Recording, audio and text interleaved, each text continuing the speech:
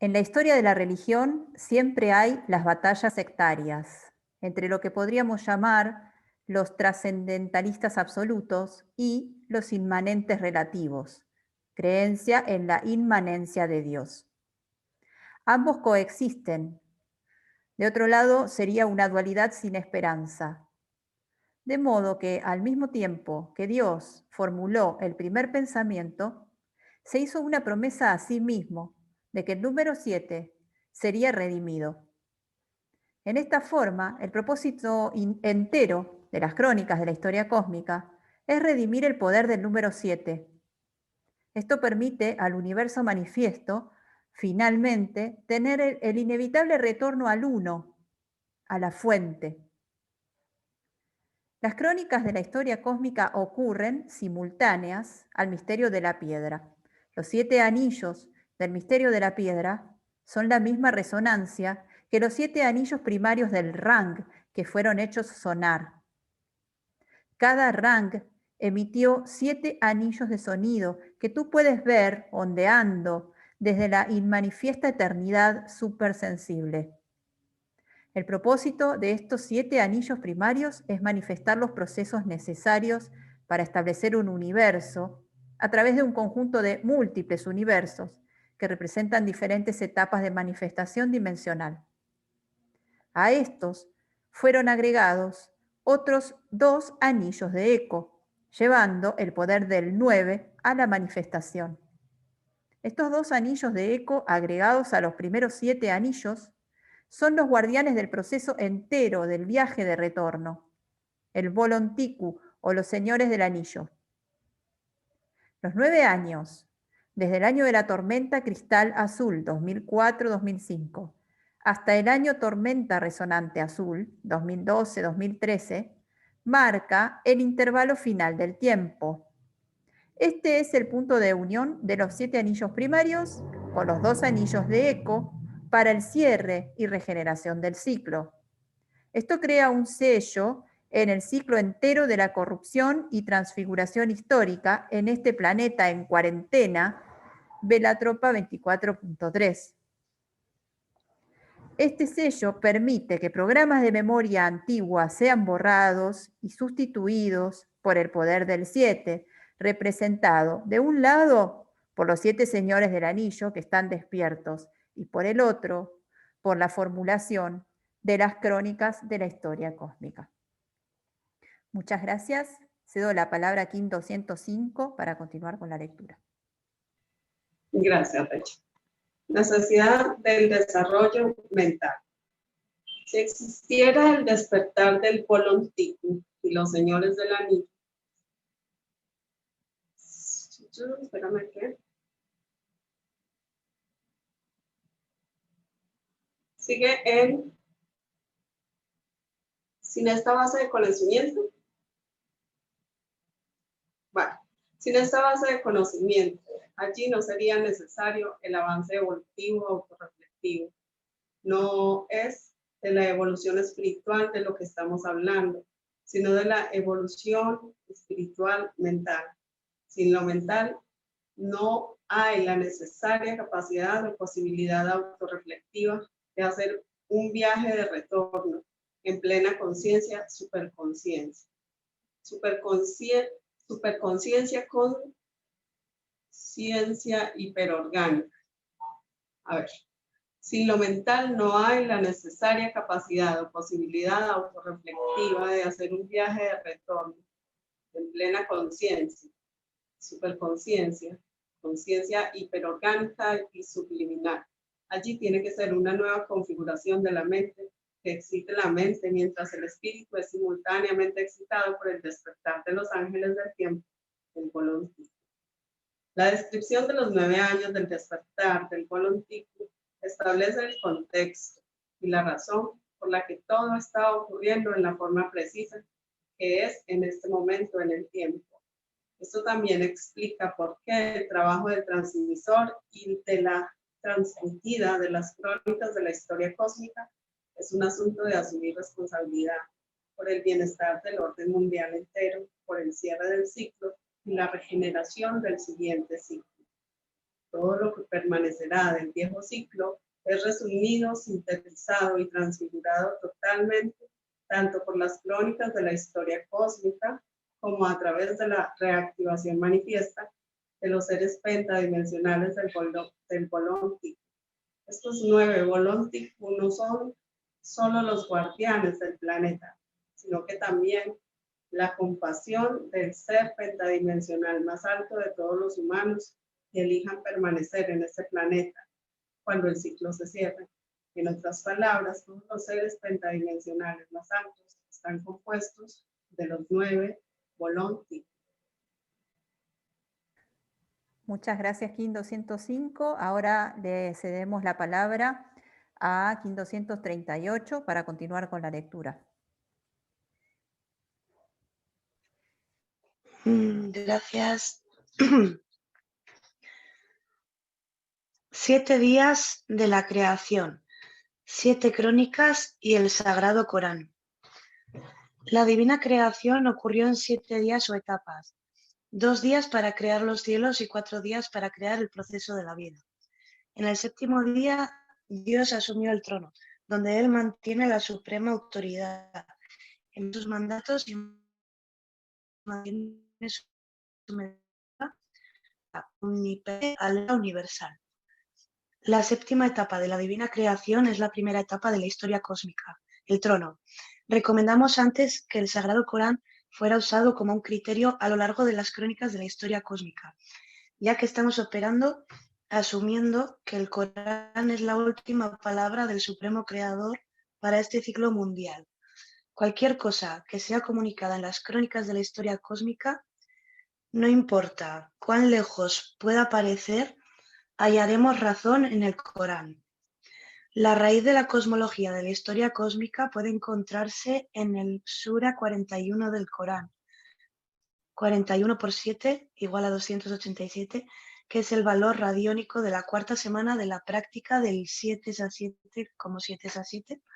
El Sura 41 es el segundo de un conjunto de 7 suras que está codificado por las mismas 2 letras místicas, A y Mim, usando la más elemental numerología del alfabeto romano-latino, H igual a 8 del Ja y M igual a 13 del Mim.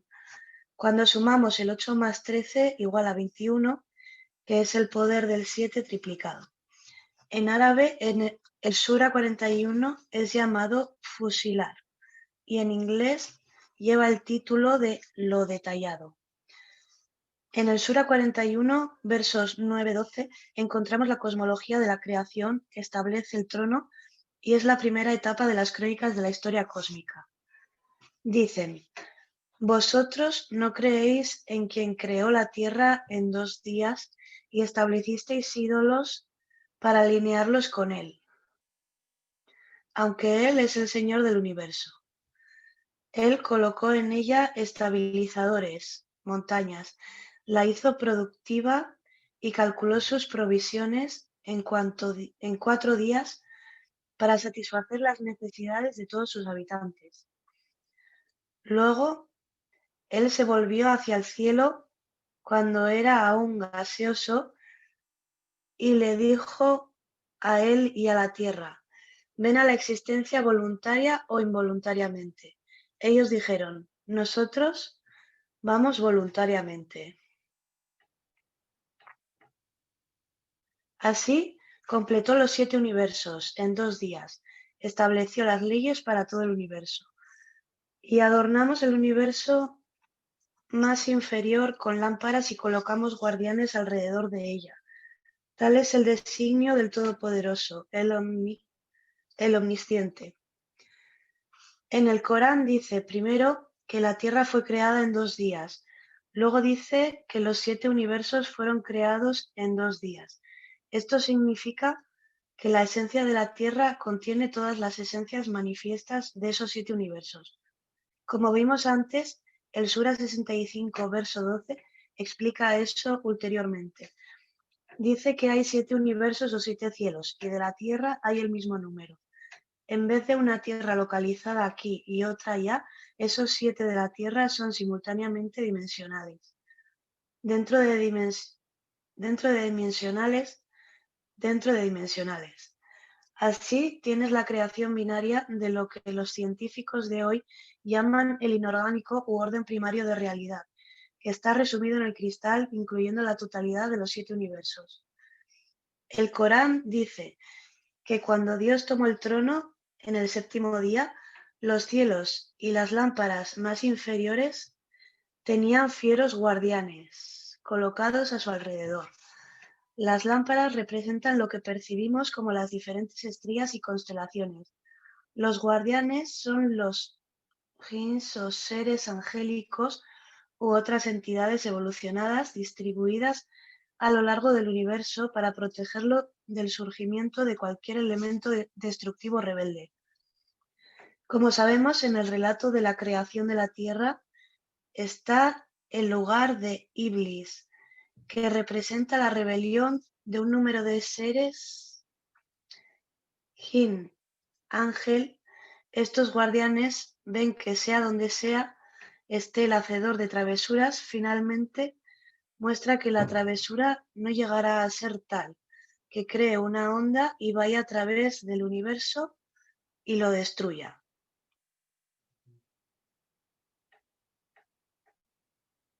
En otras palabras, no sabemos qué clase de poder destructivo realmente tenemos en nuestras manos. No sabemos qué ocurriría si todos los miles de ojivas nucleares se dispararan. No sabemos qué clase de onda se crearía a través de la fábrica universal entera. Cuando una supernova explota, explota porque eso es parte de su inevitable proceso. Pero esa explosión no es de ningún modo destructiva en la forma en que pensamos de destrucción. Es simplemente una inevitable fase final de transformación y transmutación, tanto de procesos primarios inorgánicos como de avanzados procesos secundarios. Avanzados procesos secundarios se refiere al campo mental.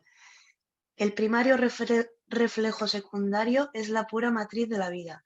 Luego la vida avanza hacia el pensamiento o regresa a la mente. Así, el establecimiento de armas nucleares no es de la misma categoría que la supernova, es un acto real de negativa destrucción. Este es el por qué el poder cayó en manos humanas. El humano tiene ese poder destructivo desde el principio. Cuando los humanos fueron creados como el elemento final del proceso de la vida, Dios conscientemente creó al humano con esta capacidad de libre voluntad. Esto es el por qué el humano ya ha construido el conocimiento para saber los nombres de los ángeles y de todas las cosas que eran para ser, incluyendo las bombas nucleares, armas de baja frecuencia, hornos microondas, teléfonos celulares, DVDs, etc. Los términos y palabras usadas en el desarrollo de la tecnología y tecnosfera diabólicas estaban todas en la potencialidad del vocabulario de Adán desde el principio. Muchas gracias, Kim 238, por la lectura. Gracias. Ahora le cedemos la palabra otra vez a Kim 256 para continuar. Y en el séptimo día, dice en el Corán que cuando Dios toma el trono, una revelación ocurre en relación a los 7 universos o 7 dimensiones. Así vemos que con la manifestación primordial, el pensamiento crea el intervalo que crea el poder del 7, el cual es luego manifiesto como el ondular de los 7 anillos. Los primeros 2 anillos portan en ellos todos los elementos de la creación del orden primario de todos los cielos y los universos. Y los segundos 4 crean los procesos que establecen el entero de los procesos de la vida. Estas son las 7 etapas. Luego, cuando Dios toma la séptima etapa, puedes imaginar toda la creación. Cuando hablamos sobre la creación en etapas, no estamos necesariamente hablando sobre algo que está desarrollándose en el tiempo, porque todas esas etapas fueron creadas en el momento, en el tiempo, el cual fue un momento vertical que se extendió a través de las 7 dimensiones en vez de un momento horizontal que es una duración extendiéndose en el tiempo. Una vez todo fue creado, la duración en el tiempo vino y empezó a desarrollar su proceso. En otras palabras, la ley del tiempo llegó a tener efecto solamente una vez todo estaba creado.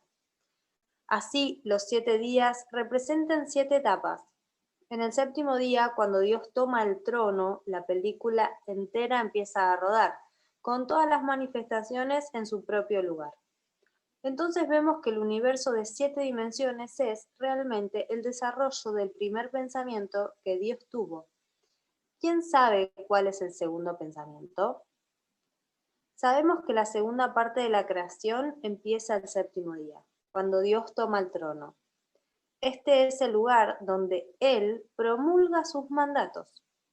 Los mandatos son las diferentes formas de gobernar todos los diferentes aspectos, leyes y principios de la creación, bajo la supervisión de todo el infinito número de seres que se están desarrollando kármicamente y de todos los ángeles guardianes que todo ese número infinito de seres tiene, y su necesidad de comunicarse. Finalmente, los mandatos de Dios van a través de conjuntos de órdenes angélicos, llamados jerarquía. Precisamente porque la jerarquía existe, no significa que Dios no es inmanente en su corazón. La inmanencia de Dios en su corazón es parte de la esencia intrínseca de la creación. La jerarquía tiene que ver con la llevada a cabo de los comandos del gobierno del universo manifiesto. La jerarquía ve que todo ello se está desarrollando de acuerdo a las posibilidades evolutivas de la ley del tiempo, que es el desarrollo de la conciencia del universo. En realidad, con las crónicas de la historia cósmica, estamos ahora empezando el séptimo día de la creación, así como fueron Adán y Eva, los que iniciaron el sexto día de la creación. Sin la historia cósmica no habría nueva forma de conocer y ver la realidad. La historia cósmica es la genuina sublimación y trascendencia del materialismo histórico. La historia cósmica debe ser aprendida. Cada volumen está acompañado de un kit interactivo de aprendizaje, incluyendo un vaso hexagonal que contiene los preceptos claves de la historia cósmica para ese volumen. Cada precepto escrito en una tabla individual es para ser dibujado y memorizado. Muchas gracias, Kim 256. Le damos la palabra otra vez a Kim 128 para continuar con la lectura. Gracias. Vistazo general de los 7 volúmenes. Volumen 1. El libro del trono. El cosmos. El polo absoluto de la ley del tiempo y la reformulación de la mente humana. Primavera del 2005. El trono representa el séptimo día de la creación, cuando Dios toma el trono. Este es el origen o el génesis de la historia cósmica. El trono es el lugar donde hay una visión. Es un lugar de autoridad y poder. La última consumación de absoluta autoridad, poder y visión. Es resumida como el cosmos mismo. Dentro del cosmos son distinguibles los diferentes conjuntos, órdenes y patrones que se corresponden con los mandatos que son dados de lo alto. Los rasgos que distinguen esos procesos y patrones en su mutua interacción con cada una de las otras, luego constituyen lo que llamamos historia. El budismo habla del origen interdependiente. Esto está representado en los 7 días de la creación, que son realmente etapas colgadas en un itinerario vertical que va a través de las dimensiones. Así, cuando el universo llega a ser, todas las diferentes partes son manifestadas. en una total interdependencia. La totalidad de la suma de las partes del proceso de origen interdependiente es lo que llamamos cosmos. El trono representa el cosmos como el orden absoluto de la realidad y la creación. Una vez el trono es asumido y los mandatos son dados, entonces hay algo que puede ser conocido y hay un proceso de conocimiento. Los mandatos son conocimiento y a causa de este conocimiento, lo que existe puede ser distinguido y conocido. Sobre todo, la historia cósmica es un libro de conocimiento, de modo que el libro del trono trata de categorías, modelos y formas de conocimiento, como las reformuladas en la ley del tiempo. Podrías ser una hormiga que no sabe que un árbol es un árbol o una roca es una roca. Quizás las hormigas solo distinguen cualidades de textura o ciertas frecuencias vibracionales que ellas recogen en sus antenas, pero parece ser la capacidad del ser humano para nombrar todo lo que es distinguido a través de los órganos de los sentidos. Este es el regalo que Dios dio a Adán. Las palabras que usamos para distinguir nuestra realidad han sido prediseñadas. Estamos solamente dando conciencia a formas y procesos de los que no sabemos hasta que les damos los nombres. En este sentido, podemos entender al ser humano como el elemento constituyente en la creación creado en el proceso de 4 días, con la capacidad de distinguir y nombrar absolutamente todo. Entre los seres humanos, al tipo supremo se le llama profecía. Entre los humanos, al tipo supremo se le llama profeta. El profeta es el que ha sido particularmente elegido por Dios para desempeñar una función específica en un momento dado, en el tiempo, en el desarrollo de la creación del plan divino. En un sentido, Dios confía al profeta qué elementos del mensaje del plan divino él o ella enfatizaría. El mensaje siempre es relevante hasta el punto particular en el tiempo en el cual ese profeta ha sido seleccionado para manifestarse. Esto es el por qué se dice en la tradición sufí que el profeta es la pupila en el ojo de Dios. A través del profeta Dios puede ver. Dios envía al profeta para probarlos a todos. Dios ve a través del profeta, el cual es la pupila de su ojo, funcionando en el reino humano manifiesto. Dios puede, entonces, ver qué respuestas son dadas al profeta o mensajero. A través del profeta, Dios puede hacer su juicio sobre diferentes seres y evaluarlos. Sobre esta base, la función del profeta finalmente es tocar a tanta gente como sea posible dentro de la esfera de la realidad que abarca. Haciendo eso, las diferentes leyes, enseñanzas y mandatos son anunciados a través del profeta, que son para ser distribuidos entre todos los seres.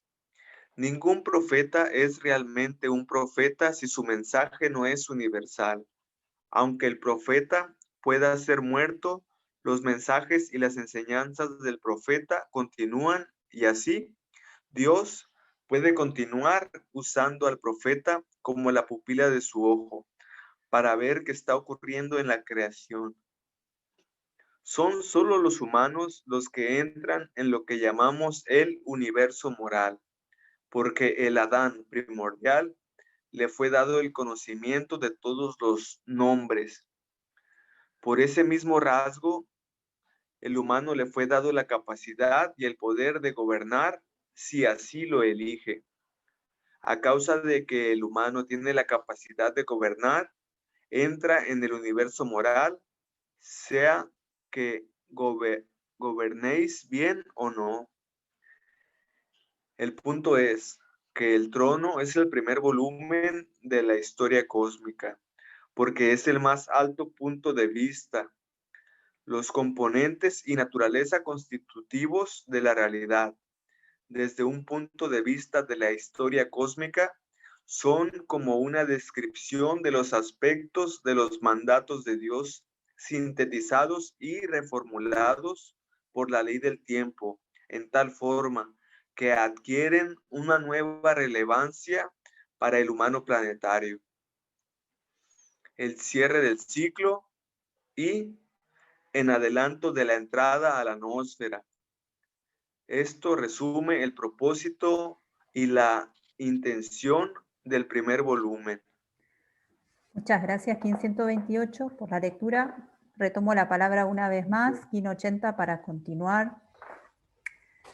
Volumen 2, Libro del Avatar. La historia del polo relativo, la ciencia cósmica y el descenso de lo divino. Primavera del 2006. Cuando hay un trono, hay un principio más alto. En el cubo radiónico, el trono es el plano superior y el avatar está en el plano de abajo. El avatar es el descenso de lo más alto al plano más bajo. Si no hubiera un descenso de lo más alto a lo más bajo, entonces el potencial para la redención de todos los efectos manifiestos de original número 7 no ocurriría. El avatar tiene que descender al más bajo nivel y luego trabajar desde allí. Esto es el por qué la gente hace distinciones entre profetas y avataras. De lo que estamos hablando aquí es del descenso de un principio divino, del cual el avatar es una divina encarnación. Un profeta recibe el descenso del principio divino directamente de Dios y luego encarna ese principio divino. El profeta Mahoma vino de un muy bajo origen, como Jesús. Solo cuando el Buda dejó su familia rica, pudo testimoniar los más bajos elementos del sufrimiento humano. Viendo que esto le ocasionó separarse de su familia y de su aristocracia asociada a ellos, por siempre, y gastó 7 años en el más bajo nivel de existencia. El avatar, en este sentido, representa el descenso necesario de lo divino al nivel de existencia manifiesto más bajo, cuál es la tercera dimensión del plano físico o el plano de la densidad. Estas primera y segunda dimensiones luego llegan a ser resumidas como una total densidad tridimensional. En esta densidad es donde el ser humano ha sido ubicado. Es a esta densidad a la que los profetas, los mensajeros o avataras tienen que descender para hacer su trabajo de probar a los seres humanos, para ver qué tan bien ellos recuerdan y también para llevarlos a través de las diferentes enseñanzas. El avatar encarna las enseñanzas y algunas veces y en algunas formas desempeña una más cósmica o cíclica función que los mensajeros o profetas. Las emanaciones avatáricas del cerrador del ciclo y la reina roja son, en algunas formas, ejemplares de lo que tiene que ver con el cierre del ciclo y la regeneración cíclica. La unión de las emanaciones avatáricas para un cierre y una regeneración es un acto particularmente divino. En resumen, el avatar representa el descenso, lo cual representa la historia. La historia, como la entendemos, es la historia del desarrollo del universo. ¿Cuál es la historia cósmica en su forma más pura? Entonces hay la historia de la caída o la historia de la involución del alma hacia la materia. En esta historia, de la que trata el segundo volumen del Avatar, incluyendo las distinciones entre la historia cósmica pura y los reflejos y patrones descritos por la ciencia cósmica, como una comprensiva sistematización de las funciones y procesos que subyacen también en la nueva percepción de la realidad. También dilucidado en el libro del Avatar está la historia de la caída, que finalmente baja a ser la historia humana corrupta que tenemos hoy, como también la redención de la historia humana. Tal es un vistazo general del propósito y contenido del segundo volumen, el libro del Avatar. Muy bien, damos